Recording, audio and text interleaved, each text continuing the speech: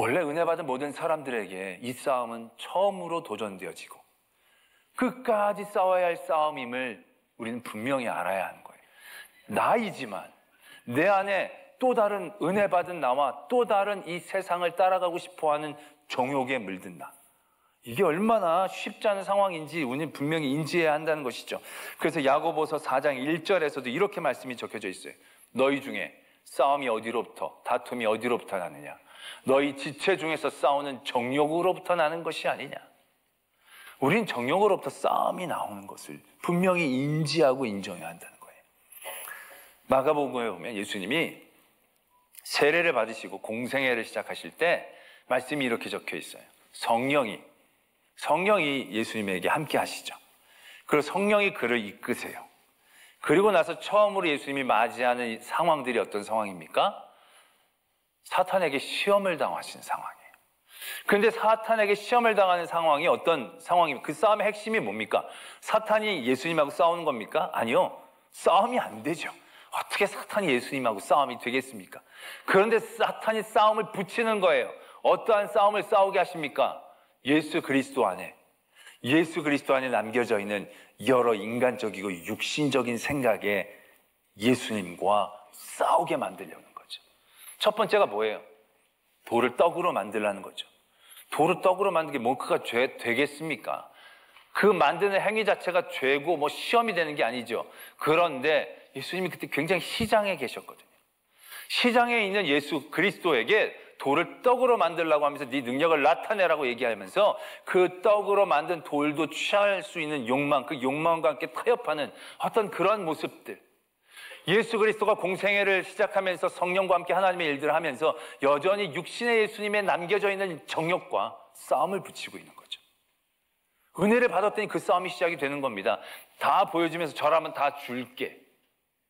모든 세상의 것들을 소유하고 탐할 수 있는 그런 마음들. 육신을 갖고 있는 예수님이 그것이 일도 없다라고 얘기할 수 없을 때에 사탄은 그것을 시험을 건 거죠. 뛰어내려라, 천사가 바칠 것이다. 뭔가 일을 더 편리하게, 일을 안 하려는 것도 아니고 거부하려는 것도 아니고 일을 더 편리하게 하고 싶어하는 인간 육신을 입은 조그만 싸움, 마음들. 그 마음들의 싸움을 사탄이 걸고 있는 것이죠. 이건 은혜 받은 성도들에게도 동일하게 맞이하게 된 상황이다라는 사실들을 우리는 분명히 아셔야 한다는 것이죠. 우리가 은혜로 믿음을 얻었어요. 그 다음부터 모든 것들이 일사천리로 다 되어지겠죠. 하나님의 은혜와 섭리 가운데 절대로 버리시지 않는 하나님이 우리와 함께 하시기 때문에 우리는 승리함을 믿으시길 바랍니다. 그러나 그럼에도 불구하고 그 하나님의 손을 놓으려는 내 안에 인간적인 또 다른 나, 정욕된 나, 하나님의 뜻을 따르고 싶어 하진 또 다른 나는 끊임없이 살아있다는 사실들을 우리는 부인할 수는 없을 것입니다. 그렇다면 그 나와 끊임없이 싸워야 된다는 거예요. 은혜를 받은 초기에는 그런 것들을 싸웁니다. 내가 은혜를 받았으니 이제 세상의 것들은 버리고 던지고 아무것도 안 하고 온전히 하나님의 일만 해야지. 그러면서 그 믿음의 싸움들을 승리해가면서 믿음의 연조가 계속적으로 싸우면 그 영적인 싸움들에서 자유로워지느냐? 절대로 그렇지 않습니다. 그 싸움은요, 끝까지 우리가 깨어서 싸워야 하는 싸움이 되어져야 한다는 것이죠. 다윗이 성경에서 나타난 두 가지의 죄를 저질렀어요. 하나는 밧세바와의 잘못입니다. 지나갔고요. 또 하나의 잘못은 뭐냐면 그가 말년에 인구를 조사하는 죄악을 저지른 겁니다. 인구 조사가 뭐 큰 죄악이 되겠냐라고 생각할 수 있겠지만 그 시작이 죄였다는 거죠. 왜? 다윗이 말년에 내가 얼마나 많은 사람들을 거느리고 있는지, 내 왕국이 얼마나 크고 위대한지를 알고 싶어하는 마음이 생겼다는 거죠. 하다못해 가장 인간적이라고 얘기할 수 있는 요압이라는 장군이 말려요. 아니, 하나님이 원하시면 더 주실 수 있는데 굳이 셀 필요가 뭐가 있냐고.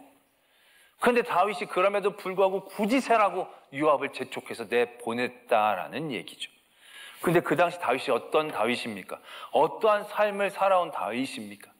시편을 보면 정말로 다윗이 얼마나 하나님을 사랑했고 하나님을 붙잡고 하나님을 의지했는지를 너무너무 잘 알 수 있습니다. 그건 이 이전의 상황입니다.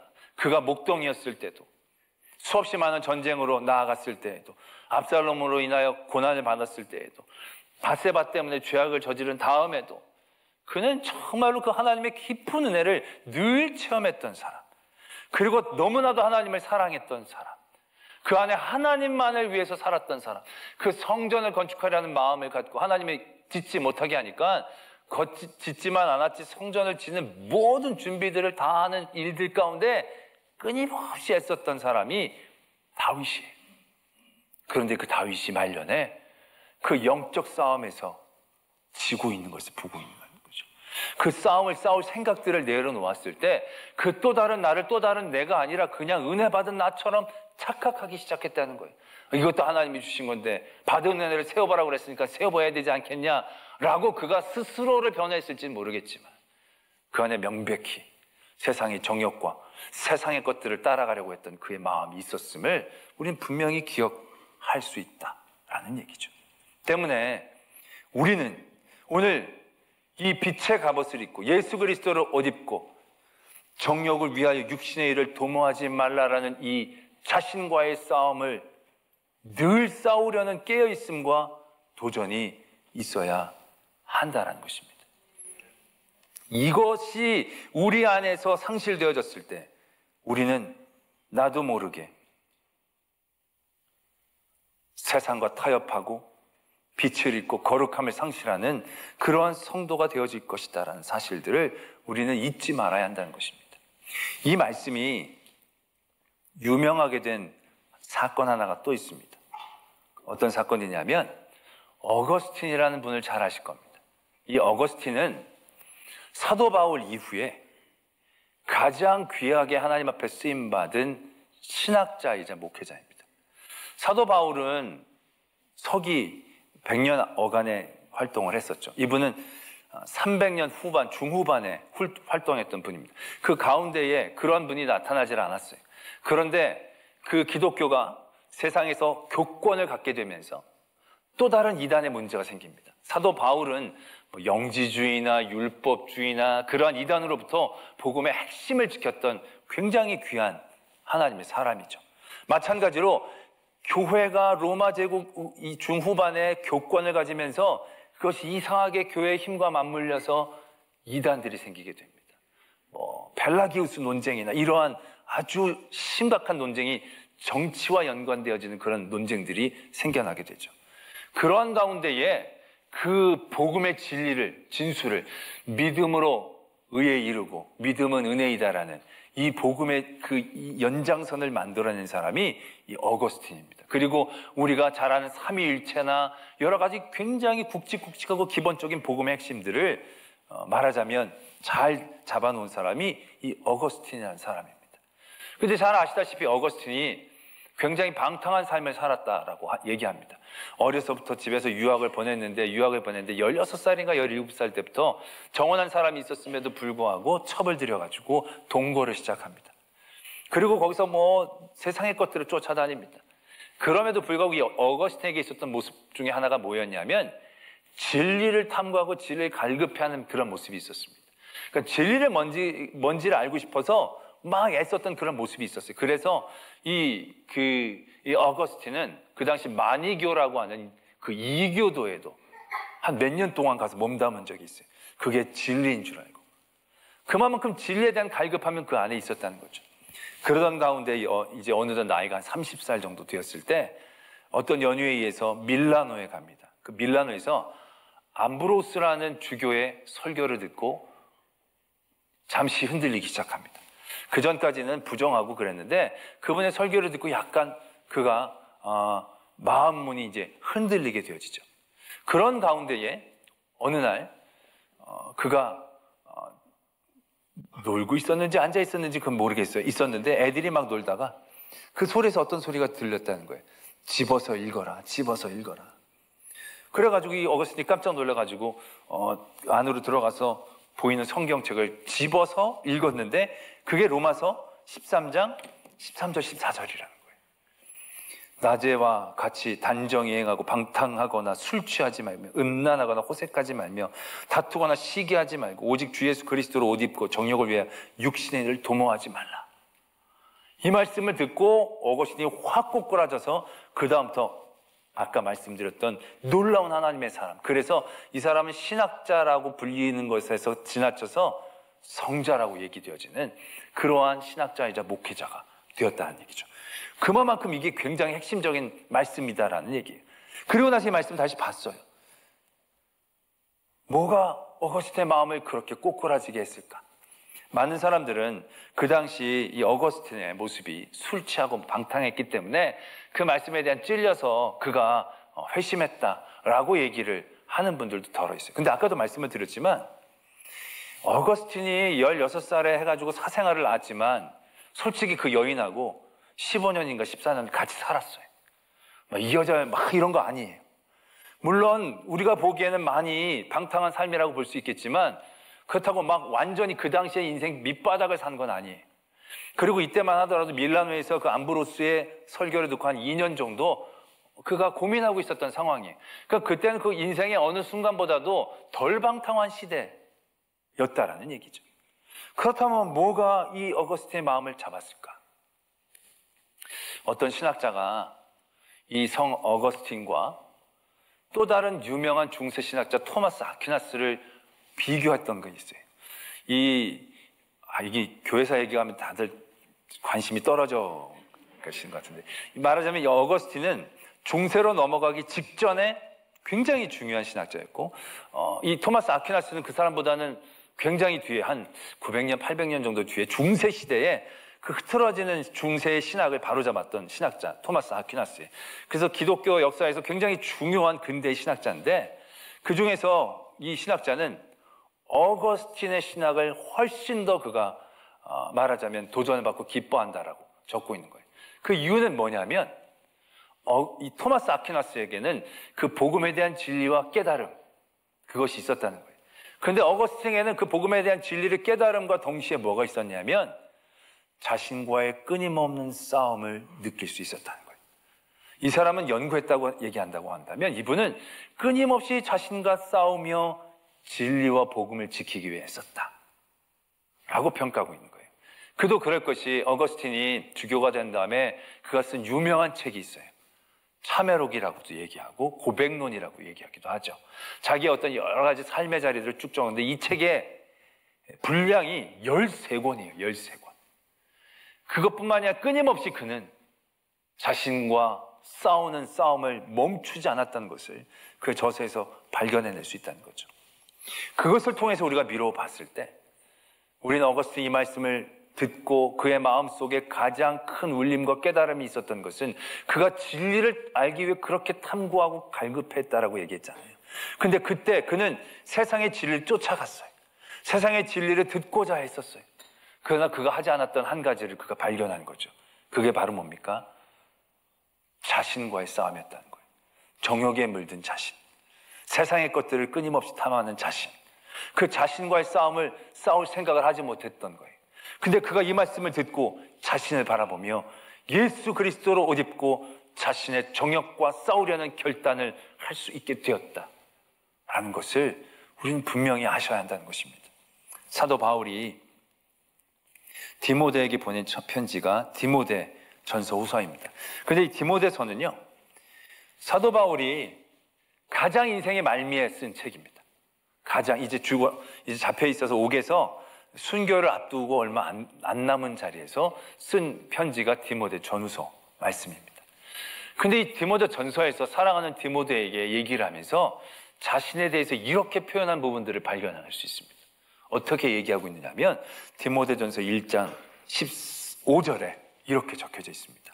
미쁘다 모든 사람이 받을 만한 이 말이여 그리스도 예수께서 죄인을 구원하시려고 세상에 임하셨다 하였도다. 근데 그 죄인 중에 내가 괴순이라. 지금 이때는 사도 바울이 모든 인생의 여정들을 다 살아나간 그 후반부입니다. 그가 말했던 그 선한 싸움을 다 싸우고 이제 인생의 믿음의 승리를 경주를 잘 달려보고 승리를 선포할 수 있는 그 자리예요. 그 자리에서 사도 바울이 바라볼 수 있는 건 그가 물론 전에는 예수님을 많이 탄압하고 예수 믿는 사람들에게 나쁘게 대했지만 그 이후에 그가 했던 많은 행적들을 통하여 그는 자신이 세운 교회, 자신이 전한 복음이 든든히 세워져 나가는 것, 자신이 세웠던 많은 제자들이 하나님의 일 가운데 열심으로 쓰임받는 것, 그리고 내가 예수 그리스도의 복음을 위해 지금 매였고 이제 죽음도 두려워하지 않는 그 용감한 믿음의 자리에 있는 자신을 볼 수 있었을 거예요.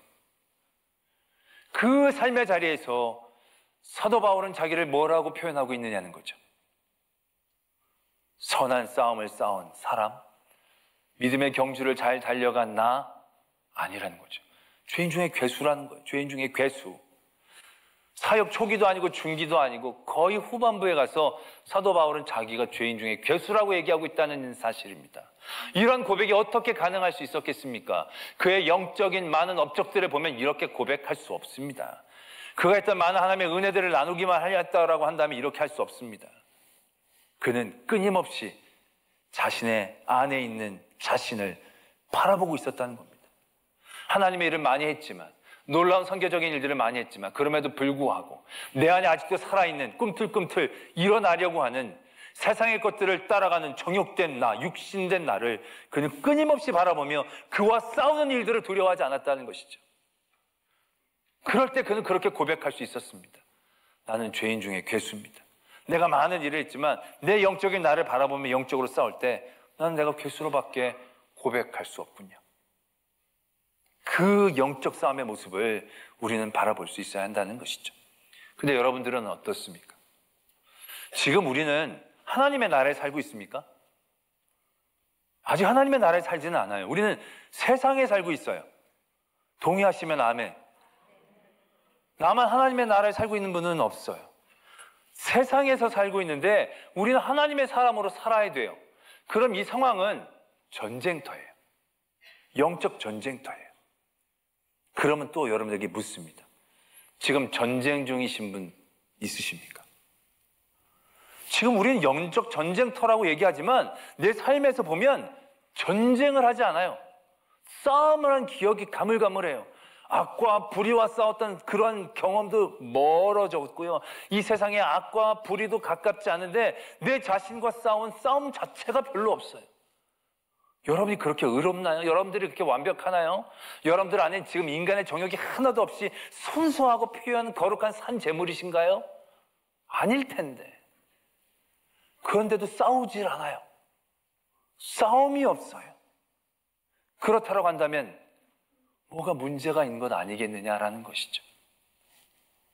오늘 말씀은 우리에게 그걸 도전하고 계세요. 예수 그리스도의 옷을 입고 있는데 싸우는 게 없냐? 너희들 여전히 세상에 좋아하는 것들이 있을 텐데 여러 가지 세상에 따라가고 싶은 마음이 있을 터인데 왜 싸우는 얘기가 없냐? 라고 우리에게 반문하시고 계신다 라는 것이죠. 오늘 우리는 그 싸움의 자리들을 맞서 서야 한다는 것입니다. 어거스틴이 이런 유명한 얘기를 했습니다. 다른 사람들은 무조건 용서해라. 그러나 자신은 절대 용서하지 마라. 어거스틴이 한 얘기를 합니다. 무슨 의미입니까? 우린 다른 사람들과의 어떠한 상황들 가운데서는요, 그걸 덮을 생각이 별로 없어요. 누구에게인가 얘기를 하고 고발을 하고 정죄를 해야 속이 편해져요. 그런데 나의 죄에 대해서는 어떻습니까? 나의 죄에 대해서는 그것을 누구에게 끌고 가서 고발하고 그것을 정죄받으려고 하는 일들을 지극히 하려고 하질 않아요. 은혜로 덮어요. 하나님 내게 주신 은혜로 무조건 덮어버리려고만 해요. 그리고 다른 사람의 죄로 덮어요. 다른 사람보단 덜하니까. 하나님 다 용서해 주셨다고 하니까. 다른 사람은 용서하지만 자신을 용서할 경우에는 자신의 영적이지 못한 정욕된 나와 싸우는 기회를 상실하는 거예요. 그 나를 마주 보질 않는 거예요. 괜찮아. 너도 나니까 다 이해해. 우리는 우리의 죄에 정욕된 나에 대하여 너무 너그러운 거죠. 벗어버려야 되는데 싸울 생각은 없는 거죠. 약간 거리감을 두든지 약간 존재감을 낮추는 일들로 타협하려고 할 때가 얼마나 많이 있느냐는 거죠.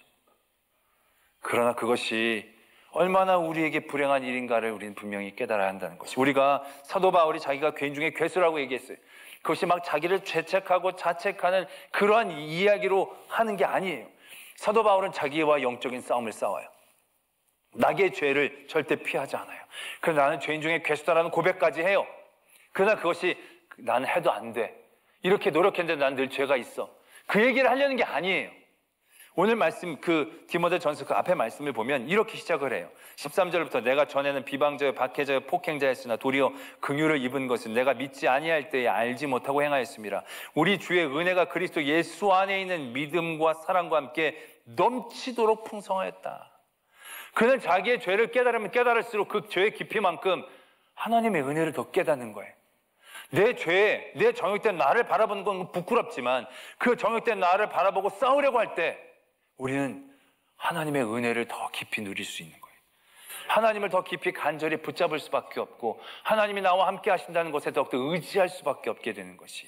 그래서 오늘 말씀에도 보면 그 싸움을 싸울 때 뭐라고 얘기하십니까? 빛의 갑옷을 입혀주시는 거죠. 예수 그리스도로 옷을 입는 거죠.